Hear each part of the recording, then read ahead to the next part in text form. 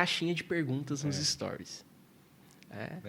E aí você teve aí lideranças religiosas do meio evangélico usando isso no sentido de dar respostas muito curtas e muito rápidas para questões que são muito complexas, que não podem ser respondidas em 15 segundos. E aí, ao mesmo tempo, você também tem gente que absorve esse tipo de conteúdo em detrimento de vir numa escola dominical, por exemplo. Sim. Aí você tem um monte de gente formada em stories. Passou nesses 15 segundos que falou, ele não sabe mais nada, né? Então, você tem gente com embasamento teológico, de fé cristã, baseado em stories de 15 segundos. Qual que é a fundamentação disso?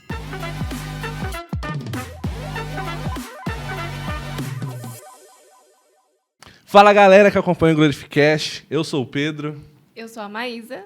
Eu sou o Vinícius. Eu sou a Késia. E bem-vindos a mais um episódio do Glorificast. Hoje nós estamos aqui com o presbítero Matheus Lourenço. Pode ser, pessoal. E nós iremos falar hoje sobre o meio de comunicação e a igreja. Matheus, se apresenta um pouco aí pra galera, fala um pouco de você. Tá bom. Bom, antes de falar de mim mesmo, eu vou falar de vocês. Que isso? Nossa. Preocupado agora. Sorzinho escorrendo aqui. Pode ficar tranquilo. Não, mas eu acho que é importante falar isso para vocês. Eu tenho uma admiração muito grande por esse projeto que vocês desenvolvem, que é o Glorificast. E eu acho que, assim, quando a gente desenvolve qualquer coisa dentro da casa de Deus, mais importante do que a gente ter o ímpeto de começar a desenvolver uma coisa é você manter a constância disso, né? Para que isso tenha resultados não somente a curto prazo, mas a longo prazo. E a constância de vocês é admirável, né? A frequência sempre certinha, sempre publicando as coisas. Então, fica já um parabéns aí para vocês. Obrigada. Não só para vocês 4 aqui, mas quem está ali do outro lado também. Obrigado. Bom, eu preciso me apresentar, sim, mas acho que quase todo mundo me conhece, né? Então, mas vou me apresentar. Faz seu currículo. Pega o currículo. Vou pegar meu LinkedIn aqui. LinkedIn no link da descrição. Falando aí de redes sociais, né? Então, tá bom. Sou presbítero aqui na igreja sede. Nasci aqui nessa igreja. Hoje aqui na igreja trabalho com a liderança dos adolescentes do campo. Sou professor da escola dominical. Trabalho com algumas atividades de comunicação da igreja. Profissionalmente, eu sou formado em publicidade e sou especialista em comunicação organizacional. Trabalho aí nessa área já há uns 10, 11 anos. Pouco tempo, hein? E, galera, como vocês podem ver também, ó, logo novo, aí na thumb também, coisas novas, uma vinhetinha top. E quem fez o nosso logo foi quem? Deus! É isso, ficou muito bom. Gostamos muito. Muito obrigado aí por ter... Ele chegou na gente. Gente, tô fazendo aí uns logos. Vocês querem que eu dê uma renovada nos seus? Aí a gente... Opa, ia ser bom demais. Aí tá aí, novo logo. Que bom. Não, e o legal de tudo é que o Matheus... O outro Matheus. Ele tinha até comentado, né, de a gente fazer algo diferente, né, mudar. E depois, em seguida, veio esse Matheus perguntando se a gente queria, né? Então, foi algo muito uma conexão legal. Espiritual, assim, artística, né? Conexão de Matheus. Profissional. E agora vamos direto para as perguntas, né, gente? E, Matheus, então conta agora um pouco pra gente como que você entrou nessa área. Você falou que já está trabalhando há 10 anos, já ajudando aqui na igreja. Como que foi que você entrou nessa área? Bom, eu sempre gostei muito da área, né, de comunicação, fui estudar isso, me formei nessa área, trabalhei em algumas áreas dentro da comunicação, desde mídias digitais, o próprio marketing, e depois veio a parte da comunicação para organizações. Dentro da igreja, a gente, quando essas coisas todas começaram a surgir, a gente foi desenvolvendo ali aos pouquinhos algumas coisas. Tem algumas coisas que a gente ainda não conseguiu desenvolver por completo, mas sempre com a ideia de que era preciso fazer algo nesse sentido. Depois, na pós-graduação, o meu TCC foi sobre a igreja de Mauá, então, sobre um programa de comunicação para a igreja, de como isso podia ser desenvolvido a longo prazo. E aí foi assim. Então, a gente hoje tem várias coisas acontecendo na igreja que precisam desse trabalho de comunicação. O próprio trabalho que vocês desenvolvem aqui é um trabalho de comunicação também. Então, é isso. Nossa, que interessante. Então, antes de você fazer o seu TCC, você já trabalhava aqui na igreja com isso? Isso. Nessa parte da comunicação? Já fazia algumas coisas. A gente tinha um site que era desenvolvido externamente, tinha algumas coisas para aprimorar, e a gente já estava no comecinho de começar a pensar em questões de transmissão ao vivo. Então, foi a partir daí que a gente foi desenvolvendo um pouquinho mais das coisas. Nossa, que legal. E, Matheus, o que são redes sociais e quais são os seus benefícios e os seus malefícios, né? Tá. E também um dos pontos assim que eu acho legal você falar pra gente sobre fake news, distorção da realidade. Outro ponto também que eu acho bem interessante, que de uns tempos para cá, de uns 6 meses para cá, eu tô vendo muito no Instagram, é a questão da sobrecarga de informação. Uhum. É algo interessante, porque a gente usa as redes sociais, mas tem o pessoal falando sobre isso, né? Sobre essa exaustão. Então... Tá, bom, vamos lá. São várias coisas que a gente pode falar aqui. É um combo de perguntas. A pergunta veio num... Vamos lá. Então, vamos para algumas definições, né? Então, do que a gente tem. Então, as redes sociais, né, são plataformas de comunicação e interação que se dão a partir do ambiente da internet, de conexão. Mas eu gosto de usar um termo um pouco mais amplo, que é parecido, mas ele vai abranger mais coisas, que são as mídias digitais. Então, a gente tem as redes, tem as mídias. Nem toda mídia digital é uma rede social. Então, por exemplo, a rede social ela exige essa interação em tempo real com as suas conexões, com seus seguidores, com seus amigos, seus contatos. A mídia digital envolve tudo que está também conectado na internet, mas que não necessita de uma interação direta. Então, por exemplo, um podcast ou um videocast, ele é uma mídia digital, mas não é uma rede social. Ele está publicado numa rede social, que é o YouTube. Mas ele funciona como uma mídia digital, quando a gente fala de definições de formato mesmo. Então, eu gosto mais desse ambiente, desse termo da questão das mídias digitais. Acho que ele é um pouco mais amplo e a gente pode tratar de algumas coisas. Como que isso surge? Então, a gente tem já um histórico aí de quase 30 anos, né, de popularização da internet. Então, vocês não eram nem nascidos ainda, quando a internet começa a se tornar popular no mundo e um pouquinho depois no Brasil também. Então, a passos muito, muito lentos, isso começou a chegar nas casas das pessoas, porque a internet já existia, mas às vezes em alguns ambientes empresariais, principalmente bancos. E aí, quando isso começa a chegar na casa das pessoas, através dos primeiros computadores, também se percebe dessa necessidade de tornar aquilo ali uma extensão das nossas vidas. Toda tecnologia ela é uma extensão de algo que eu, ser humano, já desenvolvo ou faço com as minhas próprias mãos. Então, a tecnologia vem para aprimorar aquilo.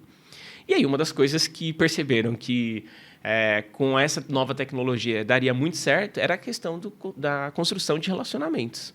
E aí surgem as redes sociais, começam a surgir as primeiras delas. Então, popularmente, a primeira a surgir, né, é o ICQ, que vocês não chegaram a usar. Eu também não cheguei a usar o ICQ, mas tem gente que vai assistir e usou e vai se sentir um pouco velho.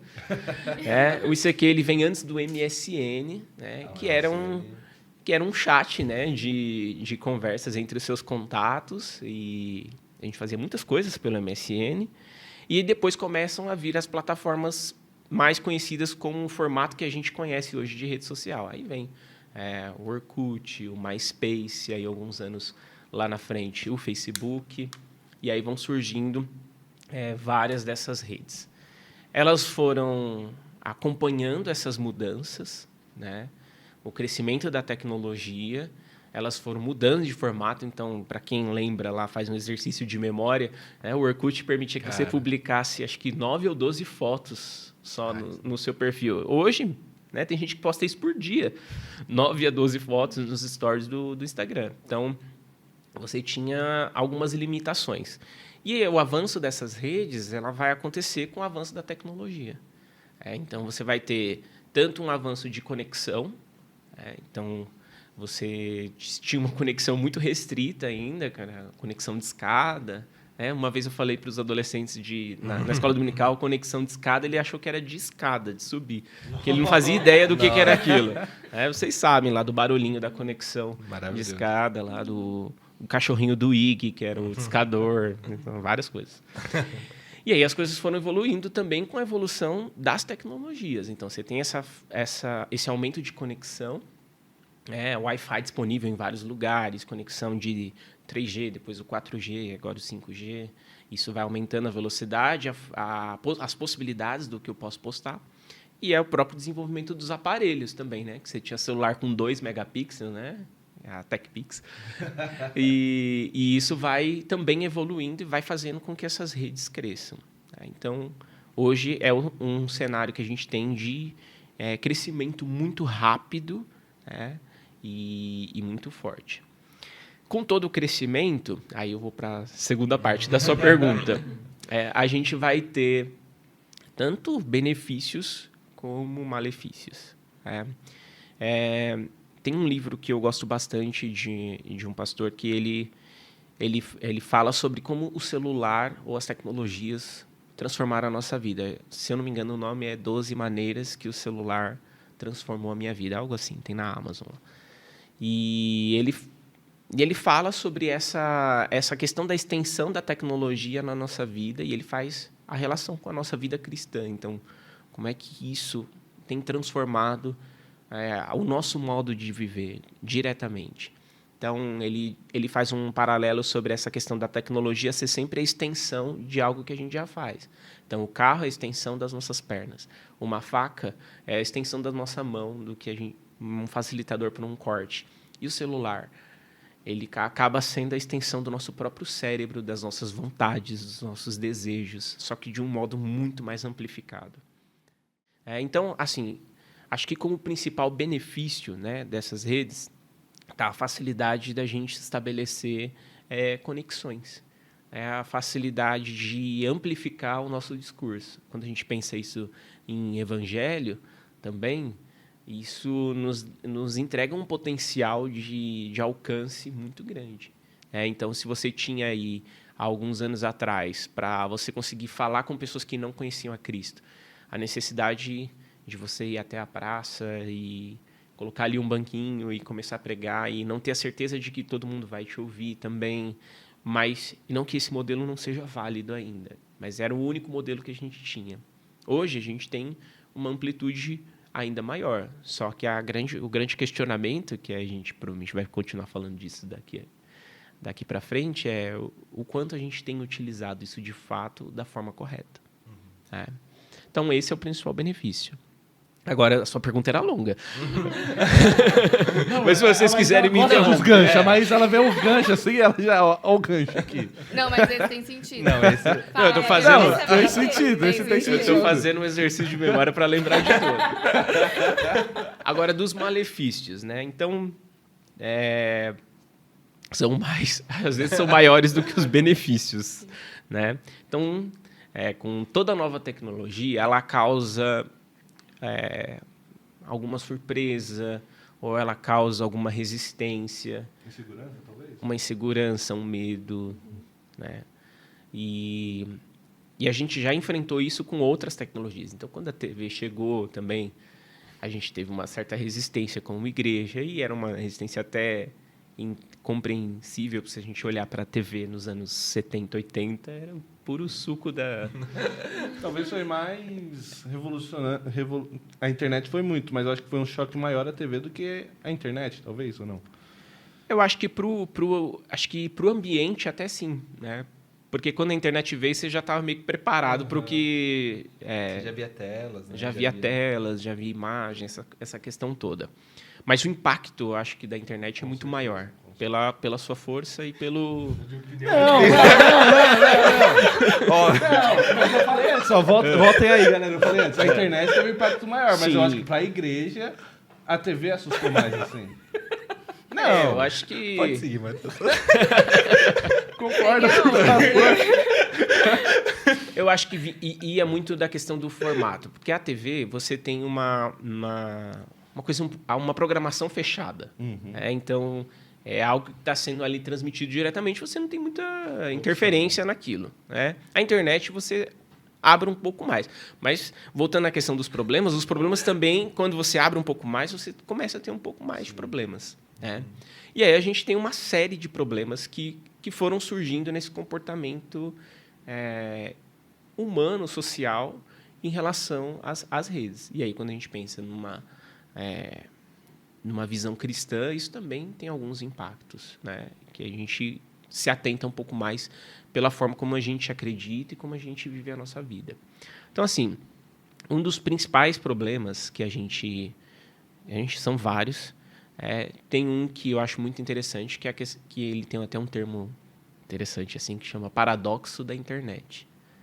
Então, é um dos problemas que a gente vive hoje com as redes sociais. O que é o paradoxo da internet? É o fato de que nós estamos conectados com muitas coisas, com muitas pessoas, mas, ao mesmo tempo, não estamos conectados com ninguém. Por quê? Pela fragilidade que essas relações se constroem. Então, você tem relações muito efêmeras, sem vínculos fortes, porque a gente se relaciona por cliques. Uma hora você curte, outra hora você não curte, uma hora você gosta, outra hora você não gosta, uma hora você está seguindo, outra hora você não está. Então, isso vai construindo relações muito fracas. Para as novas gerações, isso pode representar um problema muito grande. Por quê? É a falta de facilidade, né, de você estabelecer conexões. E aí, quando a gente traz isso para a nossa realidade cristã, a gente não está falando simplesmente em construir coleguismos ou amizades, mas de estabelecer uma coisa chamada comunhão. Então, se eu tenho fragilidade em relações, porque eu só sei construir relações pela internet, eu vou ter mais dificuldade de estabelecer outros tipos de relações que precisam do olho no olho, de sentar à mesa, de compartilhar fé. Então, esse talvez seja um dos problemas que a gente... mais fortes que a gente tem hoje, né? Que é a questão do paradoxo da internet, dessa fragilidade das relações. Outro problema que a gente tem, que você citou, é a questão da distorção de realidade. Né? Então, isso é uma coisa que as redes trazem, é essa distorção do que é o mundo real e do que é o mundo virtual. Então,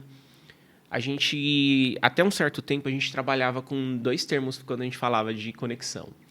Que você estava online ou que você estava offline. Então, isso vem um pouco do MSN, que você ficava... Quando você conseguia finalmente se conectar, aí você ficava verdinho lá, ficava online. E aí, você encerrava aquilo, você ficava offline e ia seguir a sua vida. Então, a gente tinha uma distinção entre o online e o offline. Hoje, com as novas tecnologias, com a facilidade das conexões que a gente não tem mais essa separação do online e do offline.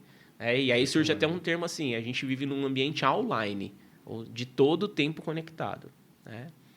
E esse todo o tempo conectado vai causando essas distorções. A gente não sabe o que é mais vida real e o que é vida virtual. Né? Então, pode parecer muito assustador. Nossa, isso é Black Mirror, né? A série lá do Netflix e tal. Assistam tudo. Depois do podcast. Acabando do podcast. Mas você começa a ter essas distorções de realidade. Então, como que isso se dá na prática? Né? Depois desses termos todos e explicações. A gente vai ter sempre na rede social as pessoas vivendo de uma forma do jeito que elas querem que a vida delas seja. E ninguém quer ser triste na vida. Então, você começa a viver na rede social uma realidade paralela. Lá na rede social, eu sempre sou feliz. Mas você continua tendo seus problemas. A questão é a forma como os outros vão enxergar a sua vida. Porque eles não vão ver seus problemas, não vão ver suas questões, suas dificuldades, mas vão estar sempre vendo você sempre feliz. E isso, principalmente para as pessoas mais novas, aí, os adolescentes, os jovenzinhos começando a vida, começa a criar uma uma expectativa de que tudo é muito fácil, de que tudo é muito facilmente alcançável, ou de que todo mundo vive sempre feliz. Tá todo mundo sempre comendo num restaurante legal, tá todo mundo sempre viajando. Então, na rede social, todo mundo é feliz. E aí, essa distorção de realidade, ela tem consequências bastante graves, porque você começa a gerar frustrações. Então, o adolescente, ele olha lá e fala, nossa, todo mundo é feliz, menos eu. Porque está todo mundo sempre em algum lugar, menos eu. E aí, ele precisa também estar em algum lugar. Então, isso vai causando algumas distorções do que é a vida real. Então, a gente tem na vida momentos bons, felizes, que a gente pode compartilhar? Tem, não há problema nisso. Mas a gente precisa entender que todo mundo também tem suas dificuldades, tem seus momentos, tem as suas aflições que já foram preditas pelo próprio Jesus, né? Das aflições deste mundo. Então, tudo isso faz parte de uma realidade real. Né? E a realidade virtual, ela geralmente é outra. E aí eu acho que eu vou para a última agora do seu combo. Então, e aí eu vou englobar as Finalmente, duas... né? Não, mas foram... O Matheus cantando no final. A vitória do povo. Aí ele acabou agora, é isso? Bom, vamos lá. Então, eu vou juntar, acho que as duas coisas que você falou. A questão da quantidade de informações que a gente recebe, e para isso também a gente tem um nome que é infoxicação, né? Que é como se fosse uma intoxicação de informações, que é o que a gente vive hoje.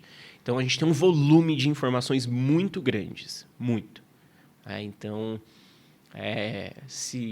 quando eu era jovenzinho, assim, né, a gente fazia pesquisa da escola com livro, recortava a revista. Eu lembro do primeiro trabalho que eu fiz usando a internet. Então, foi bom? Hã? Foi bom? Eu acho que foi. Né? Mas, assim, era uma coisa assim que você jogava no... Não era nem o Google ainda, acho que era qualquer outro buscador. E a gente jogava na internet e vinha aquele monte de coisa. Isso nos anos 2001, 2002 ou 2003. Foi um desses 3 aí. E aí vinha aquele turbilhão de informações. Né? Você antes tinha que ir na biblioteca, você tinha que fazer algum tipo de pesquisa. E aí você tem hoje, com as redes, um crescimento de informações muito grande. E aí você tem muitas opiniões, muitos dados, várias referências. E fora o próprio volume de coisas que... Aí a gente fala um pouco de entretenimento mesmo. Então, nesse próprio livro que eu citei para vocês, ele fala que a gente vive na era do entretenimento. Nunca se ofertou tanto entretenimento como nos dias de hoje. Então, a gente tem muita coisa para aproveitar. E aí a gente fala também de uma questão de como a gente utiliza o nosso tempo em relação a isso. Porque eu preciso maratonar todas as séries, porque eu tenho uma fila de podcasts para ouvir, porque eu tenho muitas coisas para assistir, vários reels acumulados, e eu vou salvando aquilo no meu Instagram, porque eu não dou conta de consumir tudo aquilo. Então, isso vai gerando em nós uma estafa de informações. Né? A gente não consegue parar e transformar o que é informação em conhecimento, que são duas coisas diferentes. A gente vive uma geração que tem muita informação, mas que pouco transforma isso em conhecimento. Justamente por esse volume, porque não consegue absorver e administrar tudo isso. Então, você começa a ter muita informação e pouco conhecimento. Com o volume muito grande de informações, começa também a surgir alguns problemas em relação às desinformações, porque nem sempre essas informações são reais. E aí elas se misturam aí nesse ambiente, nesse bolo de informações. E aí surgem o que a gente chama de fake news. Então, hoje, esse talvez seja um dos problemas mais crônicos que a gente tem devido às conexões com a internet. E é um problema muito citado, mas que a gente, às vezes, faz pouco exercício de correção disso. Então, o que são essas fake news? As fake news são essas informações que estão aí no bolo das informações que a internet promove, mas que elas são formadas de mentiras. Aí a gente arrumou esse nome mais bonito em inglês, mas nada mais do que mentira. E aí, provavelmente, aqui todo mundo ou já teve acesso a uma fake news, ou acabou sendo vítima de uma fake news porque achou que aquilo era verdade, né? E isso se pulverizou e se popularizou muito grande. A gente tem uma relação muito próxima da fake news com a política. Então, nos últimos anos, isso foi uma estratégia usada por vários espectros políticos para construir opinião, né? Usar fake news. E isso tem um impacto muito direto na forma como a gente vive, na forma como a gente se informa, né? E qual que é o nosso papel como igreja em relação a isso? Então, a gente vai deixar a fake news passar aí? Então, como é o nosso papel em relação a isso? Primeiro, que a gente precisa entender que isso é uma mentira, que se tratam de mentiras. E a paternidade da mentira, ela é biblicamente dada a Satanás. Ele é o pai da mentira. Então, ele é o pai das fake news também. Então, está lá no mesmo bolo da filiação dele. Então, isso tem que ficar muito claro. O nome é mais bonitinho, é uma mentira soft, né? Uma mentira digital, mas é uma mentira, né? Então, a gente não pode ter nenhum tipo de envolvimento com isso, né? Esse é o primeiro ponto. O segundo ponto é como é que as fake news podem ser combatidas. Então, nesse bolo de informações que eu recebo pelo meu WhatsApp, pelo meu Facebook, pelo meu Instagram, eu preciso ter um comportamento cristão de sempre confirmar essas informações. Mas eu não tenho tempo para isso. Mas você tem tempo para ler a fake news, para curtir a fake news, para compartilhar a fake news, mas não tem tempo para confirmar se ela é verídica ou não. E aí a gente tem um exemplo bíblico bastante interessante de como esse comportamento cristão deve ser, que é o comportamento dos bereanos, que vocês já devem ter ouvido falar. Então, Paulo, quando ele ia nas suas viagens missionárias pregando, ele usava a estratégia de pregar nas sinagogas dos judeus que já estavam estabelecidas nas cidades. E aí ele vai numa viagem para a região da Macedônia e ele passa, né, pela cidade de Bereia, que ficava naquela região. E aí, na cidade de Bereia, ele tem uma recepção bastante boa dos judeus que ali estavam, e ele começa a pregação dele para esses judeus, e conforme Paulo ia pregando, eles iam confirmando, à luz das Escrituras Sagradas, se aquilo que Paulo estava falando era verídico ou não, ou se era condizente ou não. Então, eles faziam um exercício de não só receber informação, mas de confirmá-la. E aí, o tratamento da fake news é a mesma coisa. Eu recebo a informação, esse volume gigantesco, mas antes de tomar aquilo como verdade para a minha vida, ou antes de sair compartilhando, que é pior ainda, né, eu vou até as fontes de checagem e confirmo se isso é verdade ou não. E aí, quando a gente fala nesse volume de informações tão grande, do mesmo jeito que é muito fácil eu receber muitas informações, também ficou mais fácil de eu confirmar essas informações. Então, eu tenho acesso hoje a mecanismos que permitem essa confirmação. Então, recebeu lá no WhatsApp, né? A gente teve aí um termo... Faz auditoria. Né? A gente teve um termo surgindo aí que são as tias do Zap, né? Que ficam compartilhando lá as coisas. E então recebeu... pensa um pouquinho na possibilidade daquilo ser uma fake news. Então, se você pensar nisso, você já adiantou metade do caminho, né? A desconfiança, nesse sentido, ela é benéfica. E aí, vai para a confirmação. Joga lá no Google. Provavelmente alguém já escreveu algo, alguma fonte segura, já... mas eu não acredito neste meio de comunicação. Então, dá mais uma pesquisada. Às vezes, outros meios de comunicação também já desmentiram esse fato. E a fake news ela nasce assim com muita facilidade, né? Porque as pessoas costumam acreditar em muitas coisas. Se for o que ela gosta, né? Se for o ponto de vista dela. Isso também é um ponto, né? Porque as fake news elas sempre servem a um interesse, tá? Elas não surgem porque alguém de alegre foi lá e quis criar uma fake news. Elas surgem sempre para promover algum interesse, seja ele qual for, tá? Então, ele serve a alguém, está servindo a alguém. E, geralmente, as pessoas que assimilam aquilo como verdade são pessoas que também já têm uma predisposição. E aí é um outro assunto, que a gente pode falar de algoritmos, de como que a rede social começa a formar a nossa opinião, que também, aí se alguém quiser perguntar isso depois, pode perguntar. Mas tem muito a ver com isso, a gente precisa ter muito cuidado. Dentro da igreja, isso se torna um pouquinho pior ainda. Por quê? Porque aí a gente está falando de uma questão associada à credibilidade do nosso discurso.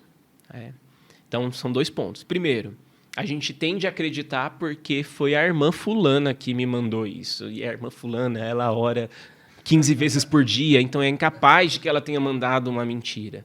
Mas a irmã fulana, às vezes, também está sendo vítima dessa fake news. E aí ela jogou lá num grupo de WhatsApp com várias pessoas, com vários irmãos, e aí todo mundo fala, a irmã é do fogo. E é impossível isso ser mentira. Informação do céu, irmão. E não é, a gente precisa ter esse cuidado, né? A gente tratou isso no PPO Infanto Juvenil, né, que é o Programa de Preparação de Líderes que trabalham com crianças e adolescentes. Eu sou professor de uma das matérias que fala sobre as novas tecnologias. E aí, quando a gente falou um pouquinho de fake news numa das aulas, e aí uma irmã, ela falou que ela é o Zé Gotinha da fake news. Ela falou que todo dia no círculo de oração, no grupo do círculo de oração, alguém mandava uma fake news. E aí ela se dispôs a rebater todas elas. Nossa. Então, guerreira. Aí eu fiquei admirado, ela contando na aula, né? E ela falou, um dia alguém mandava isso, eu ia lá e falava, é mentira isso aqui. Outro dia alguém mandava isso, é mentira. Ela falou, até que um dia pararam de mandar. Eu falei, bom, ou pararam de mandar naquele grupo, Criaram um grupo sem ela.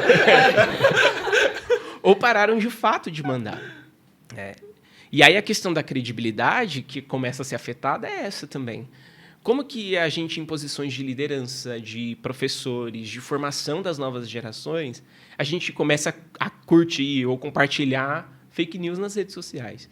E aí o nosso discurso ele começa a cair em descrédito. Então, você, às vezes...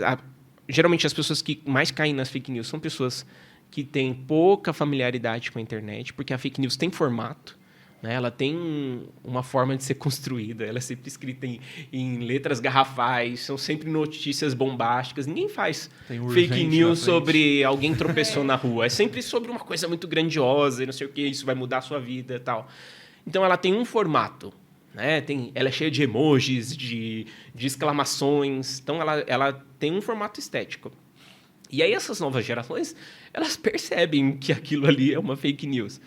E aí a gente, às vezes, como líder, como pastor, às vezes como professor da escola dominical, seja lá a posição que você execute, você passa o dia curtindo e compartilhando aquilo. Aí o seu liderado mais jovenzinho, ele vê aquilo e fala, nossa, olha lá. E aí, quando você, de fato, precisa entregar uma mensagem com credibilidade, para aquele público, você acaba entrando um pouco em descrédito por acreditar em tantas mentiras e compartilhá-las. Então, a gente tem uma responsabilidade muito grande em relação a isso. Então, um exercício que precisa ser praticado. Ufa! Vamos lá. Matheus, continuando, depois de responder a lista de perguntas da Maísa, continuando nesse caso de fake news, você vê diminuindo as fake news? Assim? Eu queria, né? Não, porque eu já vi situação de uma pessoa compartilhar, verifica antes se é fake news, e logo seguinte compartilhando uma fake news. Aí... o que a gente tem hoje são algumas ferramentas das próprias redes sociais em notificar que aquilo é uma informação falsa. Então, às vezes alguém publica lá algo, a gente teve bastante isso nas eleições, alguém publica algo, aí sobe lá a tagzinha lá, informações sobre a eleição, confira no site do TSE, algo do tipo. Ou confira os órgãos de informações. Durante a pandemia a gente teve isso muito grande, e aí com um impacto muito grande em relação à saúde das pessoas, ou seja, aí você começa a sair do campo de só desinformação para um campo de prejudicar as vidas das pessoas. Então, um efeito muito prático da fake news no seu sentido destruidor. Então, A gente tem isso. Eu não vejo como reduzindo, não. Eu vejo uma situação... Esses dias eu tive uma experiência de ver uma fake news nascer. Eu estava num determinado lugar e a TV estava ligada. E estava ligada num jornal e estava num bloco do jornal que eles ficam exatamente mostrando o que é fake news ou não. Então, tem lá em vários jornais de várias emissoras, tem lá a checagem de notícias. E aí, eu estava num lugar e vinha uma pessoa passando e ela ouviu a fake news que estava sendo contada. Então, a repórter estava falando, essa informação, tal, ela é falsa, não sei o que, tal. E essa informação diz que... E a pessoa entrou no diz que. Nossa. Ou seja, ela ouviu só a informação falsa sendo falada na TV. E aí falava sobre um tipo de benefício que ia ser destinado a um certo grupo de pessoas. E aí a pessoa, na hora, virou para mim e falou assim, tá vendo? Olha só, eu já estou cansado de pagar imposto, não sei o quê, agora tem mais essa, não sei o quê. Aí, na hora, eu falei, não, mas isso aí é uma fake news. Mas ele já tinha absorvido aquilo tão rapidamente como verdade que mesmo eu falando que era fake news, ele continuou falando. Não, mas isso é mentira, isso é verdade mesmo, agora a situação do país está ladeira abaixo, não sei o que e tal. Aí eu desisti, eu cansei. Eu falei, já foi essa. Né? Mas vejam como é simples, né? Nenhum tipo de pensamento crítico de parar e pensar, será que isso de fato é verdade? E não é só o que a gente vê na internet, o que a gente vê na TV, no rádio, em qualquer outro meio de comunicação. E você acha que tem a possibilidade, a gente vê, transformar a fake news numa verdade? Mas, não sei, pode ser só achismo meu, mas de começar a transformar a verdade em fake news. Nossa, calma. Para beneficiar. Agora, pega uma verdade, 1 mais 1 é 2. Certo. Mas aí começa a falar, não, gente, 1 mais 1 não é 2. Isso é fake news. E aí as pessoas começam a achar que realmente 1 mais 1 não é 2 porque falaram que isso é fake news. Isso. Há um dito que uma mentira repetida várias vezes começa a se tornar uma verdade. Então, esse caminho também ele pode acontecer. Tudo isso vai... A gente na igreja, a gente é formado em escola dominical, a gente é formado em culto de ensino, a gente é pregado, é ensinado em pregações a desenvolver o pensamento crítico, né? A ter o que a gente chama de discernimento. Então, se eu desenvolvo essas capacidades de discernimento, eu vou ser muito menos alvo das fake news.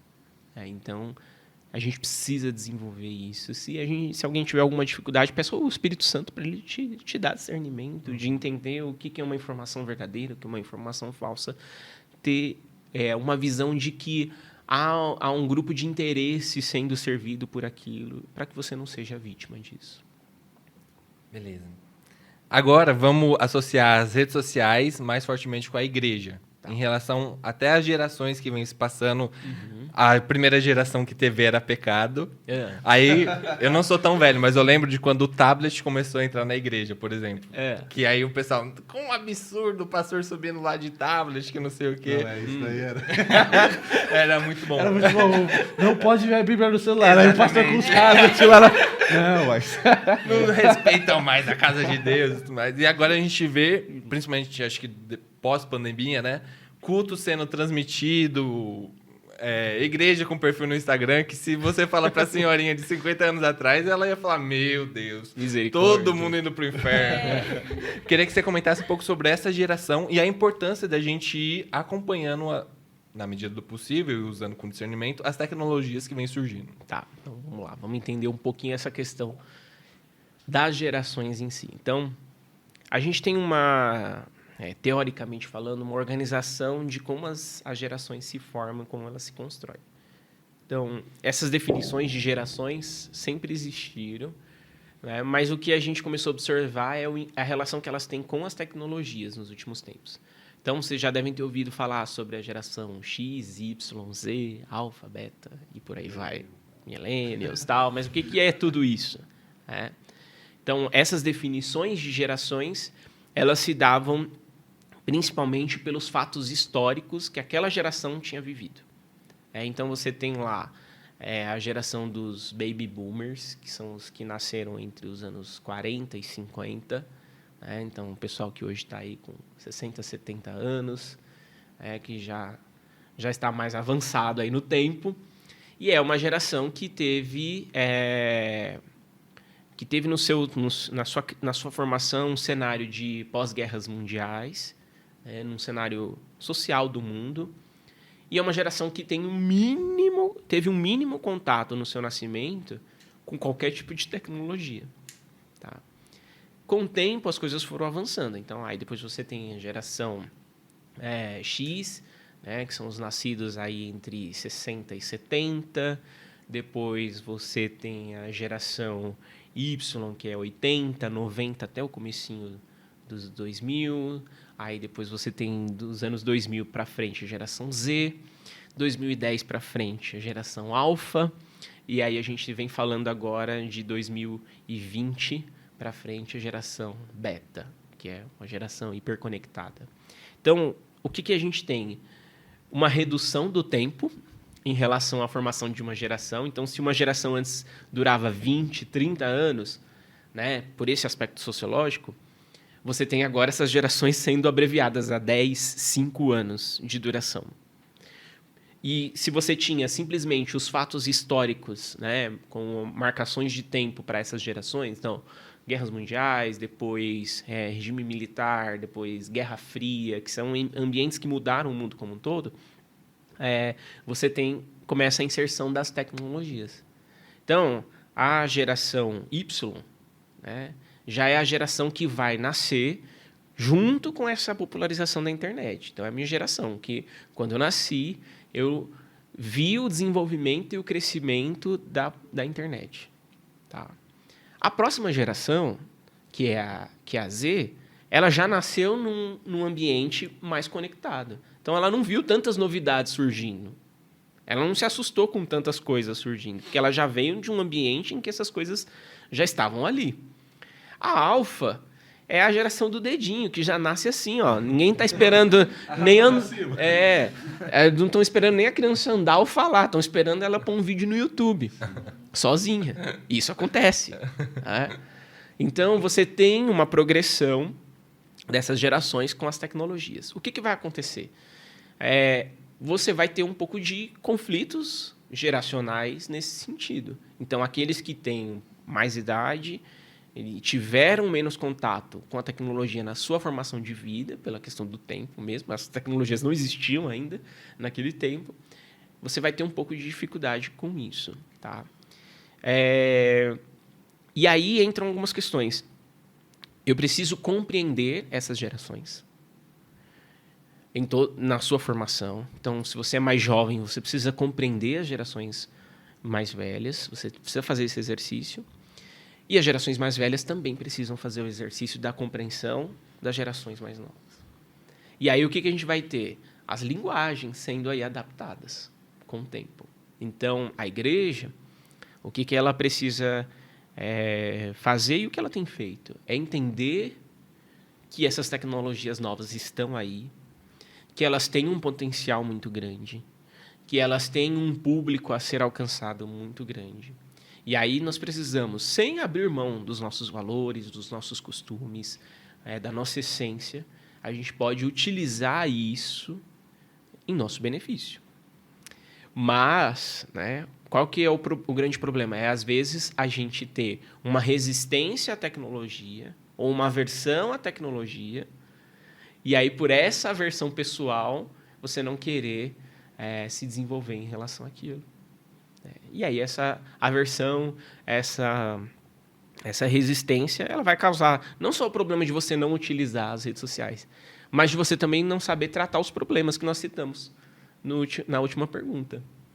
Então, se a pessoa trabalha aí com públicos mais jovens, ela precisa entender quais são os problemas que esses públicos mais jovens estão enfrentando nas redes sociais para minimamente tratá-los.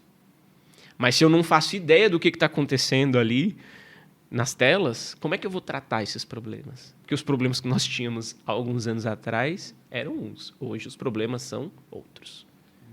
Exato. Simplesmente esses problemas não vão ser tratados, né? Então. Aí é um Precisa perigo. minimamente, e isso é uma coisa que eu também falava bastante no PPO para os líderes, que você não não vai se tornar hacker de um digital influencer de um dia para o outro, ou você precisa ser assim agora. Não é isso. Mas é minimamente estar conectado com a realidade que essa geração está. Saber o que está acontecendo, né? Saber minimamente o que está acontecendo no mundo. Certo? Certo. Pode perguntar.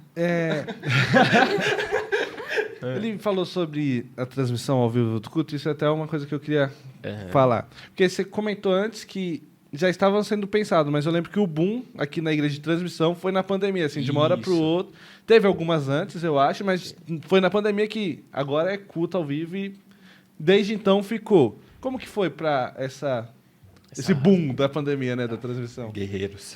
Felizmente, a gente já estava minimamente preparado para o cenário que veio, né, que era o das restrições em ambientes públicos, em ambientes fechados. E aí a gente já vinha fazendo algumas transmissões antes da pandemia. E essa preparação, tanto de equipamentos, né, como de ideia de formato, ela já estava existindo. E aí a gente conseguiu tornar isso um pouco mais forte durante a pandemia. Então, eu vejo como algo que foi muito essencial. Eu fico imaginando se a gente fosse começar do zero ou se a gente nem tivesse começado. Você acha que a aceitação foi maior por conta da pandemia, sim? A transmissão? Bom, vamos lá. Eu acho que assim, a gente não pode equalizar as coisas. Uma coisa é culto aqui na igreja e outra coisa é culto ao vivo. Né? A experiência é completamente diferente. Mas para a situação em que nós estávamos, aquilo eu acredito que serviu muito para manter as pessoas da igreja conectadas, para mantê-las esperançosas, porque era um momento difícil também, de perdas, de dificuldades, perdas pessoais, perdas financeiras, perdas de vários espectros que a gente bem conheceu. Então, eu acredito que aquilo foi muito essencial para o momento. E eu acho que trouxe muitos aprendizados para a gente, de como fazer, do que fazer, do que é possível ainda ser feito. Então, eu acho que isso abriu muito a nossa mente, o nosso olhar para esse aspecto. Certo. E, Matheus, como que nós, como cristãos, a gente pode fazer um bom uso dessa rede social em prol do evangelho? Isso aí é uma boa pergunta também. Então, a gente precisa enxergar todo esse... Primeira coisa, a gente precisa enxergar o potencial que existe. Né? E isso vai ser, eu acho que isso se torna o grande motivador da gente utilizar essas ferramentas. Então, isso é o primeiro ponto. Tá bem aí? Então, tá bom. Tava segurando? Tava. Bebe um pouquinho d'água aí. Isso. Cadê os diáconos para servir um copo de água pro menino? Ele tá com a garganta seca. Então, vamos lá. A gente precisa enxergar, primeiro ponto, esse potencial. E a gente precisa usar as ferramentas da forma correta também. Porque não basta simplesmente sair postando qualquer coisa e achar que aquilo vai produzir algum efeito. Né? Então, tecnicamente falando, a gente tem estratégias certas de formatos, de conteúdos. Algumas coisas funcionam, outras coisas não. A gente tem hoje algumas métricas, né, que a própria rede social entrega de o que é relevante, o que não é. Dentro do nosso público, assim, da igreja, algumas coisas funcionam muito bem. Outras coisas não geram tanto engajamento. Né? Então, os formatos de vídeo são algo que é muito forte hoje. Então, a gente tinha e vídeos cada vez mais curtos, né? O que é bastante preocupante também. Eu tenho mais receio com isso do que achar que isso é uma coisa positiva. Isso é uma coisa que está aumentando muito, né? As pessoas querem informação assim... Ela quer abrir o vídeo já com a informação dada, né? Eu vou falar um negócio aqui, depois se vocês quiserem cortar, vocês cortam. Tenho até medo. Com calma. Tô brincando. Vai cair no YouTube o vídeo. Vai ser denunciado. Manda a cajadada. É isso.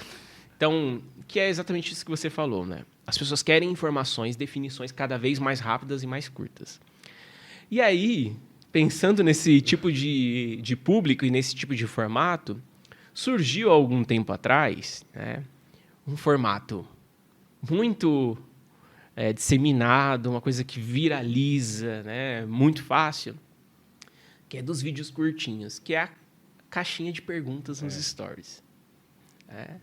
E aí você teve aí lideranças religiosas do meio evangélico usando isso no sentido de dar respostas muito curtas e muito rápidas para questões que são muito complexas, que não podem ser respondidas em 15 segundos. E aí, ao mesmo tempo, você também tem gente que absorve esse tipo de conteúdo em detrimento de vir numa escola dominical, por exemplo. Sim. Aí você tem um monte de gente formada em stories. Passou nesses 15 segundos que falou, ele não sabe mais nada, né? Então, você tem gente com embasamento teológico, de fé cristã, baseado em stories de 15 segundos. Qual que é a fundamentação disso? Então, a gente precisa também fazer essa reflexão. É um uso indevido. Não, aí as pessoas acham que está abafando, proclamando o evangelho, mas você está ali respondendo questões que envolvem fé, que envolvem comportamento, que envolvem sociedade, que envolvem pensamento, em 15 segundos de stories. E eu também achava um absurdo, quando a pergunta era um pouco mais avançada assim, a pessoa se recusava a responder. Falava que... falava qualquer coisa. Aí dá uma desculpa. Dá uma resposta esfarrapada para gerar audiência ali, mas não responde de fato. Porque às vezes também nem tem conhecimento para isso. E porque o formato também não é esse. Aí você tem uma geração sendo formada nesses formatos, aí você vai dar uma aula de escola dominical de 1 hora e 15 minutos, e em 15 segundos ele já está bocejando. Né? É incapaz de consumir um vídeo com mais conteúdo. Então, o próprio formato do podcast, né? A gente vê aí em outros podcasts isso também sendo feito. As pessoas, tem gente que não consegue assistir um podcast, só fica assistindo os shorts lá. Né? E a gente tem isso em todas as redes sociais agora. Você começou com stories no Instagram, você tem o status no WhatsApp, você tem story no Facebook, você tem o shorts no YouTube. Ou seja, todo mundo consumindo tudo picadinho, sem contexto, sem embasamento. Então, e aí entra a questão também do engajamento. Tudo isso para gerar like. Né? Exato. Porque o vídeo longo, você tem... E aí, falando um pouquinho das lives que a gente faz aqui na igreja, isso é uma coisa... Aí, trazendo um pouco de número, de dados mesmo.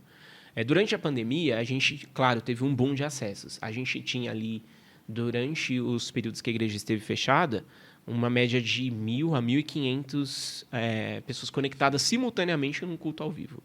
Tá? Então, a gente tinha bastante gente acessando. Hoje, é lógico, os cultos voltaram, tanto na sede como nas congregações. Então, a gente tem hoje uma média de 100 a 150 pessoas simultaneamente em todos os cultos. Vai falar, isso é pouco? Depende. Por quê? Porque a gente consegue manter essa audiência de 100 a 150 durante o culto todo. E hoje, pensando em telas, isso é muito. Tá? Um culto de 2 horas, você manter 100, 150 pessoas assistindo por 2 horas, numa época que as pessoas assistem 15 segundos as coisas. Então, isso vem muito do formato do que é produzido aqui nos nossos cultos, da qualidade que a gente tem, musical, de palavra e tudo mais. E de manter essa audiência nesse formato. E aí depois, no final de uma semana, se você entrar lá no YouTube da igreja, aquele número ele vai se multiplicando. Então, você chega ali, na distância de uma semana, a 1.000 visualizações, 1.100 visualizações. Então, você também tem isso. Mas eu acho que o que eu mais destaco é essa questão de você conservar as pessoas assistindo durante 2 horas de culto de transmissão ali, conectadas. Matheus, e juntando agora também a parte de redes sociais e o cristão em si, não sei também. Eu também. Eu amo fazer perguntas que eu não sei, mas você vai saber responder. Tomara. Como a gente pode usar as redes sociais como ferramenta de evangelismo? Tipo, o evangelismo digital, eu acho que... Não sei também, pelo que eu acompanho. Eu acho que talvez é pouco explorado isso, mas como ser explorado também da maneira correta? Eu tenho uma visão talvez um pouco diferente em relação a isso, dessa questão do evangelismo digital, do modo que eu acho que funciona mais assertivo, tá? Quando a gente pensa em evangelismo digital, as pessoas pensam assim, compartilhar GIFs de versículos. Bom dia. Bom dia na paz do Senhor. E aí é a digitalização da caixinha de promessas. Não sei se vocês lembram disso. Né? Que você tinha a caixinha, você tirava um versículo de manhã e aquilo A virava palavra o seu do dia. mantra do dia, o que não faz o menor sentido. E aí algumas pessoas digitalizaram isso e acham que isso é evangelismo digital. Ou que evangelismo digital é só também fazer a transmissão ao vivo. Ou que evangelismo digital é simplesmente você postar o seu devocional. Eu não estou falando que isso não seja uma forma de alcançar as pessoas. Mas eu acho que o principal e o meio mais efetivo da gente proclamar o evangelho através das redes sociais é ter a noção de que a rede social é uma extensão da minha vida. E que se eu tenho um modo de vida cristão, eu preciso também ter um modo de vida cristão nas redes sociais. E essa é a forma mais efetiva de você proclamar o que é uma vida cristã. Então, se a gente vive hoje numa era de informações surgindo aí ao tempo todo, de muita informação surgindo, de um volume muito grande, as pessoas consumindo muitas coisas, e esse volume de coisas ser um volume de coisas ruins, né? De conteúdos de depravação, de conteúdos de pornografia, de conteúdos de exploração das pessoas. Eu preciso me colocar dentro desse cenário e me colocar, de fato, como sal e luz nesse ambiente.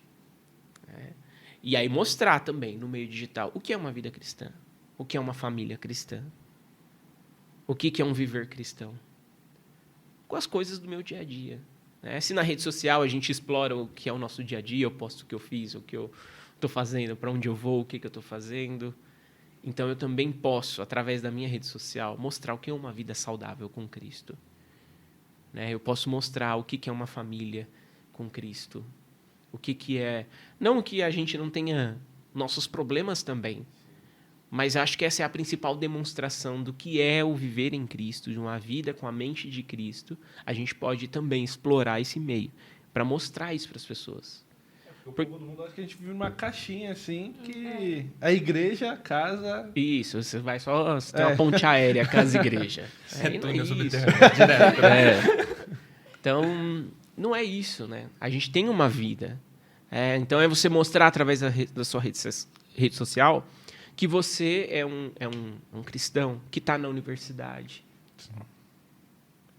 E que lá na universidade você continua sendo cristão. É mostrar que você trabalha e que lá no seu trabalho você também dá o seu exemplo cristão. É muito difícil fazer isso. A gente tem que e a gente tem que entender que a gente faz isso na prática, no mundo real, e aí a gente pode levar isso para o virtual em forma a demonstrar o que é isso de fato. Aí também é outro problema. Você não pode também viver uma coisa na vida real e aí lá no virtual ser um santo, né? Então, tem que ser um discurso coerente. Mateus, vou fazer assim um parênteses. Outro combo. Não, não. Vou até beber uma água aqui. O gancho. O Mateus, ele foi meu professor da EBD, da escola dominical, né? Nossa, faz E tempo. Por uns 4, 5 anos, né, Matheus? Sim, que eu Foi fui mudando de isso, sala, foi. fui seguindo. Eu dei aula pro Pedro também, não sei se eu cheguei a dar aula pro Vinícius. Eu acho que não. São um pouco mais E idosos. eu lembro que teve uma revista que a gente estava estudando sobre Paulo. E eu lembro até hoje a sua fala, que você falou assim pra gente, imagina Paulo nos dias de hoje, tendo acesso à tecnologia. Como que ele ia evangelizar? Como que ele ia alcançar números de pessoas, né? E eu lembro até que você criou um Facebook, né? Sim. Muito mostrando legal, como gente. como se Paulo estivesse postando Sim, lá as suas viagens exato. missionárias. Lembro disso. Muito bom. Acho que é um grande exemplo que a gente tem, tanto do próprio Jesus, como também do apóstolo Paulo, que é a de utilizar as ferramentas e os formatos disponíveis para a propagação do evangelho.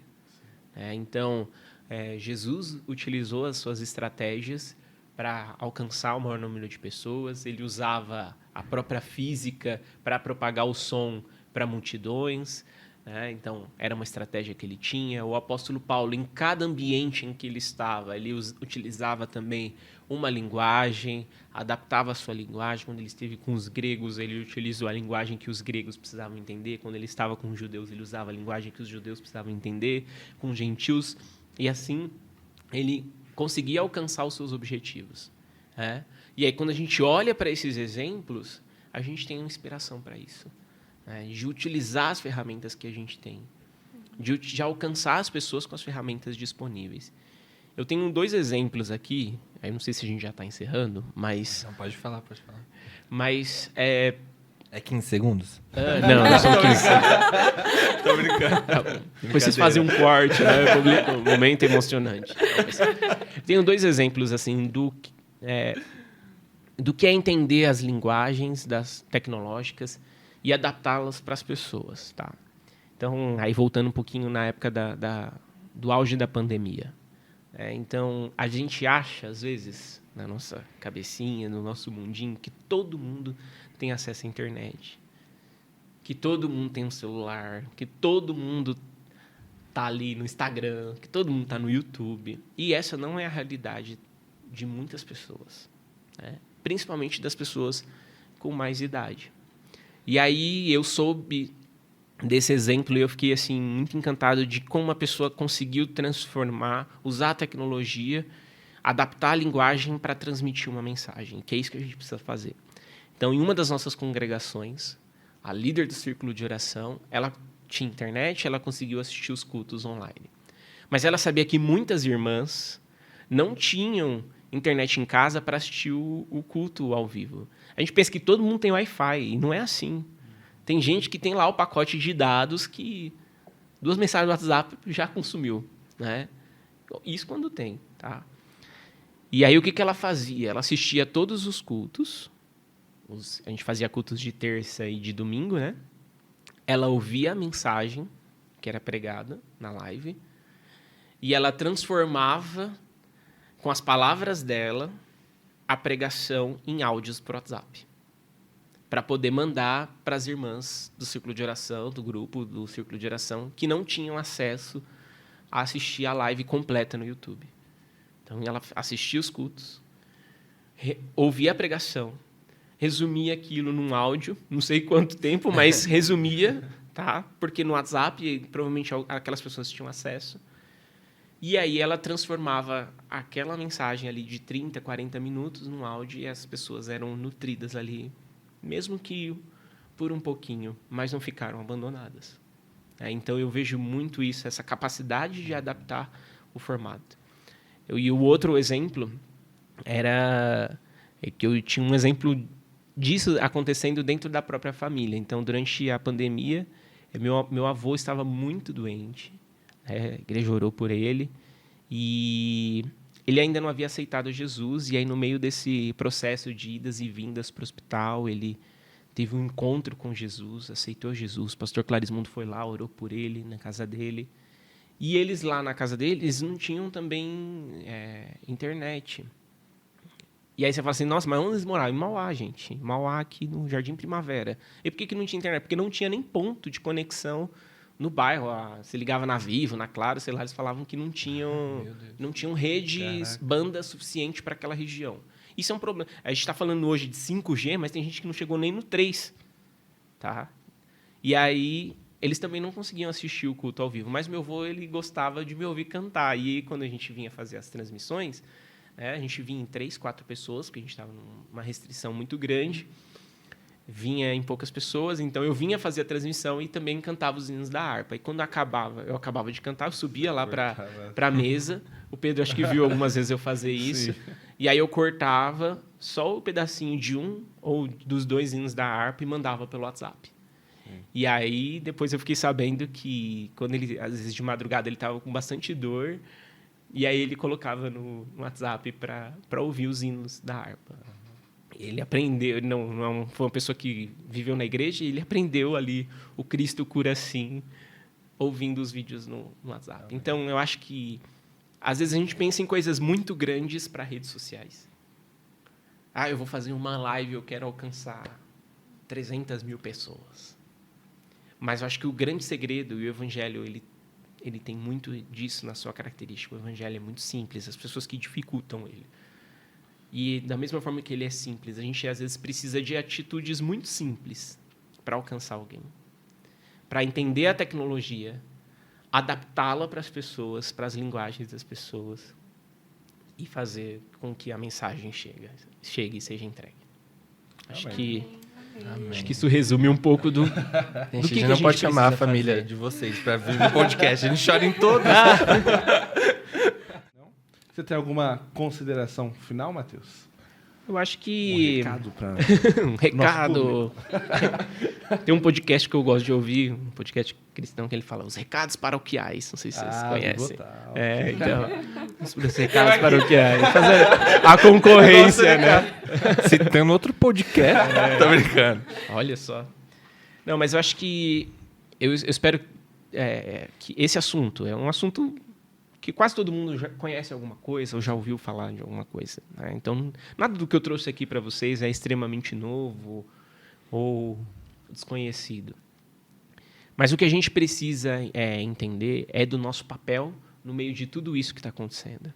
Um papel extremamente importante que a gente tem como igreja, como cristão, como sociedade, na formação dessas pessoas. Nesse mesmo livro, eu vou voltar lá no livro, o pastor ele fala sobre a importância que a nossa geração tem, ou a essencialidade que a nossa geração tem de definir para as próximas gerações o que é bom e o que é ruim no mundo digital. Então, esse é o nosso papel. Se a gente não fizer isso, as consequências elas ficarão para as próximas gerações. Então, nossa responsabilidade é fazer isso que a gente está fazendo aqui hoje, é discutir os problemas, é discutir as soluções para isso, é definir o que é bom, o que é ruim, o que a gente pode, o que a gente não pode, para que as próximas gerações, que vão estar aí mais mergulhadas ainda em tecnologia, e dá medo de pensar no que pode vir ainda, mas elas vão estar mais preparadas para lidar com isso. Acho que é isso. Obrigado, Deus abençoe. Amém, Matheus. Espero que você tenha gostado de participar do Glorificast. Foi um prazer. Então é isso, galera. Esse foi mais um episódio. Espero que vocês tenham gostado. Nós todos aqui gostamos. Acho que falo por todo mundo. Eu quero falar. Foi muito bom. Então eu quero pedir para vocês, se vocês não seguem o YouTube da igreja, clica aí em se inscrever. Segue a gente no Instagram, @Glorificast. No Spotify também é Glorificast. É isso, né? É isso. Essas são as redes sociais. Né? Essas são as nossas redes sociais. Então é isso, galera. Valeu. Até a próxima. Tchau, tchau. Tchau, tchau, gente. Eu adoro que o Pedro sempre olha pro Vinícius na hora das redes sociais. É que eu não sei, vai que eu esqueci alguma.